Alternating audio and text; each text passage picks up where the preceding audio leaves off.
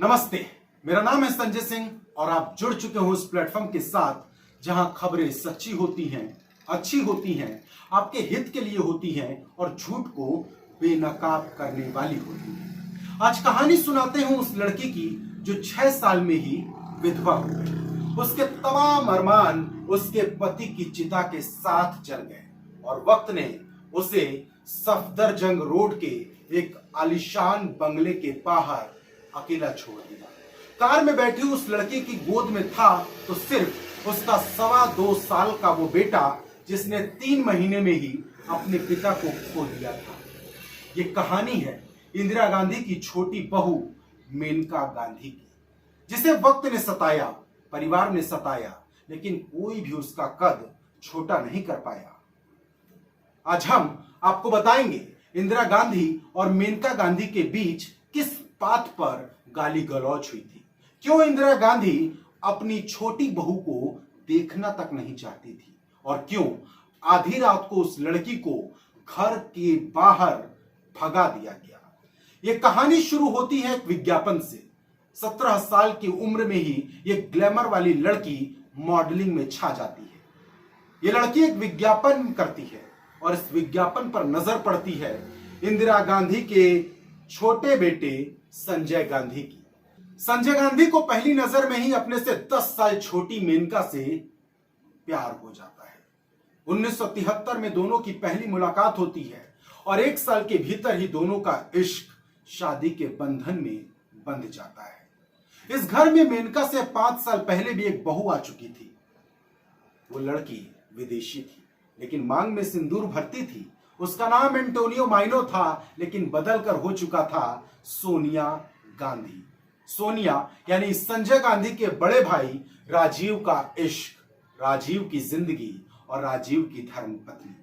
शुरुआत में देवरानी जेठानी में खूब बनती, किस्से कहानियां सुनाए जाते, हंसी ठिठोली होती, लेकिन परिवार के बुझते चिरागों ने घर की शांति को भी बुझा दिया। वैसे भी राजनीति में कोई अपना नहीं होता, सब कुछ जरूरत के हिसाब से निर्धारित होता है। 1980 पार करते करते गांधी परिवार भी अपनों के महत्वाकांक्षाओं की लौ में जल रहा था। 40 साल होने को आए हैं और गांधी परिवार की ये 2 बहुएं अब तक नजरें नहीं मिलाती हैं। आज जब चुनाव होते हैं तो मेनका कहती हैं कि सोनिया के पास इतना पैसा कहां से आया। वो सवाल पूछती हैं कि क्या वो इटली से दहेज लेकर आई थी। मेनका ये भी कहती हैं कि इतने साल से सोनिया इंडिया में रह रही लेकिन स्पीच तक उन्हें देखकर पढ़नी पड़ती है।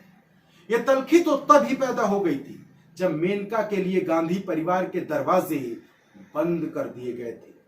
मेनका को इस बात का पूरा भरोसा था कि संजय गांधी इंदिरा गांधी के उत्तराधिकारी बनेंगे, वो देश संभालेंगे, सत्ता संभालेंगे और वो यानी मेनका उनका साथ निभाएंगे। ये बात भी सच है कि इंदिरा अपने बेटों में संजय को ही ज्यादा पसंद करती थी क्योंकि राजीव के मुकाबले संजय राजनीति में ज्यादा दिलचस्पी रखते थे। लेकिन 1977 में सब कुछ बदल गया। आपातकाल के बाद हुए चुनाव में कांग्रेस घुटनों के बल आकर खड़ी हो गई और 3 साल के बाद संजय गांधी की मौत ने कई तूफान खड़े कर दिए। मेनका की शादी को मुश्किल से 6 साल हुए थे। गोद में 3 महीने का दुधमुहा बच्चा था और यह वक्त मेनका के लिए किसी सदमे से कम नहीं था। मेनका को संभालने के लिए इंदिरा गांधी ने उन्हें अपने साथ रख लिया, लेकिन हिंदुस्तानी मां को बहू से ज्यादा बेटे पर भरोसा होता है और यहां भी वही हुआ। इंदिरा ने जिद करके राजीव को राजनीति से जोड़ लिया और यही बात मेनका को अखर गई। सारे सपने धरे के धरे रह गए, मानो सारी उम्मीद जमीन के भीतर दफन हो गई।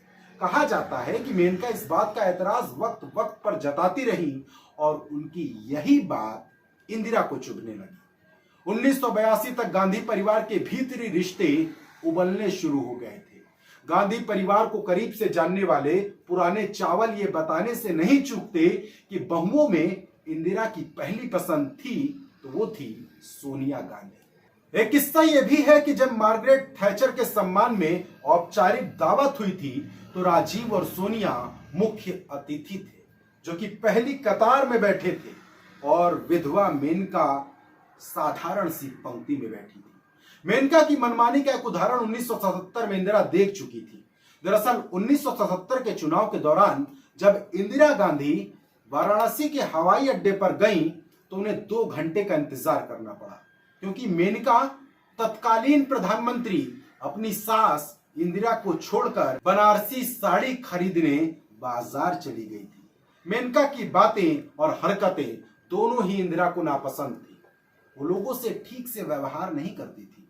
गांधी परिवार के करीबी रहे लेखक खुशवंत सिंह की माने तो मेनका ने इंदिरा को एक फटीचर बोरी तक कह दिया था।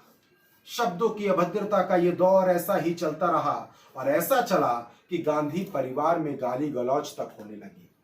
मेनका से तो एक बार यह भी कह दिया गया कि उनकी मां कुतिया है। और अब वो वक्त आ चुका था जब मेनका खुद को इस परिवार से अलग करने का फैसला कर चुकी थी।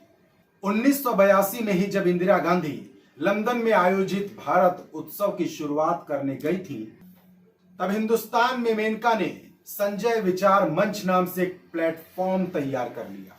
यह सब मेनका की चाल थी, क्योंकि वो परिवार से अलग होना चाहती थी और यही बात इंदिरा भी चाहती थी। दिन था 28 मार्च का और साल था 1982। उसी दिन B.R. चोपड़ा की film the burning train release हुई थी और दूसरी तरफ गांधी परिवार की सास बहू के रिश्तों में आग लगी थी। इंदिरा ने मन बना लिया था कि उन्हें अब करना क्या है। पहले तो घर में घुसने पर जब मेनका सामने दिखी तो इंदिरा गांधी ने सीधे मुंह उनसे बात तक नहीं की और जब खाने की मेज पर मेनका से उनका सामना हुआ तो नंगे पैर खड़ी इंदिरा गांधी ने उंगली दिखाते हुए कहा कि तुम वाहियात, तिन्नी सी, झूठी, तुम धोखेबाज हो। ये शब्द मेनका गांधी के लिए थे। इस घर से बाहर निकल जाओ, गुस्से में इंदिरा गांधी ने मेनका से कहा था और कहा यह भी था कि उनकी गैर मौजूदगी में मेनका विरोधी दल के लोगों को घर बुला ली। यहां भी इंदिरा गांधी ने मेनका की मां के लिए अपशब्दों का इस्तेमाल किया था। घर के भीतर का ये कलेश संतरी और स्टाफ के लोग भी सुन रहे थे। कुछ देर में मेनका की बहन अंबिका और उनके भाई वहां पहुंच गए। इंदिरा गांधी का पारा हाई था। वो अब किसी भी कीमत पर मेनका को घर में रखने को तैयार नहीं थी। जब घर का झगड़ा चल रहा था तो आंसू इंदिरा गांधी के भी निकल रहे थे। एक कमरे में इंदिरा गांधी थी और दूसरे कमरे में मेनका बहन के साथ सामान बांध रही थी। कुछ देर में इंदिरा गांधी भी मेनका के उस कमरे में पहुंच गई और जो सामान मेनका ने बांधा था उसकी तलाशी के हुक्म दे दिए। अब तक मेनका बागी हो चुकी थी। मेनका ने शर्त रख दी कि अगर तलाशी होगी तो घर के बाहर बीच सड़क पर होगी ताकि पूरा प्रेस उस दृश्य को देख सके। रात 11 बजे का समय था। 2.5 साल का वो बच्चा वरुण गांधी, उसे हल्का हल्का बुखार था और उसी वक्त इंदिरा गांधी ने आदेश दिया कि प्रधानमंत्री की गाड़ी में मेनका और वरुण को वहां ले जाकर छोड़ा जाए जहां वो जाना चाहती। प्रधानमंत्री की गाड़ी उन्हें छोड़ने निकल गई और अगले दिन अखबार की सुर्खियों को पूरे देश ने देखा, विदेश ने देखा। 1983 में मेनका ने अभिनेता से नेता बने एनटी रामाराव के साथ आंध्र प्रदेश के विधानसभा चुनाव में राष्ट्रीय संजय मंच नाम से एक पार्टी बनाई और उसी दौर में राजीव गांधी कांग्रेस के महासचिव बन गए थे। सोनिया अपने पति के साथ पूरी मजबूती के साथ खड़ी थी। 1984 आया। चुनाव में मेनका ने राजीव गांधी के खिलाफ अमेठी से ताल ठोक दी, लेकिन करारी हार के अलावा उन्हें कुछ हासिल नहीं हुआ। 1989 में उन्होंने अपनी पार्टी का विलय उस समय की प्रमुख विपक्षी दल जनता दल में कर दिया। राष्ट्रीय संजय मंच अब जनता दल में जा चुका था। मेनका अब जनता दल की हो चुकी थी। पीलीभीत से वो चुनाव जीत गई और चंद्रशेखर की सरकार में राज्य मंत्री का दर्जा भी मिल गया। 2 साल का वक्त बीता और मेनका को समझ आ गया कि कांग्रेस से लड़ना है तो बीजेपी में जाना ही समझदारी होगी। 1991 में बीजेपी उभार पर थी और तब से अब तक मेनका बीजेपी में है। सरकार में उन्हें जगह भी दी गई, लेकिन कहा जाता है कि जो सम्मान वो चाहती थी वो आज तक उन्हें नहीं मिल पाया। देवरानी जेठानी के बीच की ये दूरियां उनकी पीढ़ी भी झेल रही है। न तो प्रियंका की शादी में कोई मेनका के परिवार से शामिल हुआ और न ही वरुण की शादी में सोनिया के परिवार की शिरकत दिखी। न राहुल गए न प्रियंका गए। कहा जाता है कि मेनका की जो सबसे बड़ी इच्छा है वो अपने बेटे वरुण को यूपी का मुख्यमंत्री बनता हुआ देखने की है। अब मेनका का यह सपना पूरा हो पाएगा या नहीं, इसके लिए आपको इंतजार करना पड़ेगा। लेकिन ये वीडियो आपको कैसा लगा ये बताने के लिए आपको बिल्कुल भी इंतजार नहीं करना पड़ेगा। कमेंट बॉक्स में अपनी राय जरूर रखिए।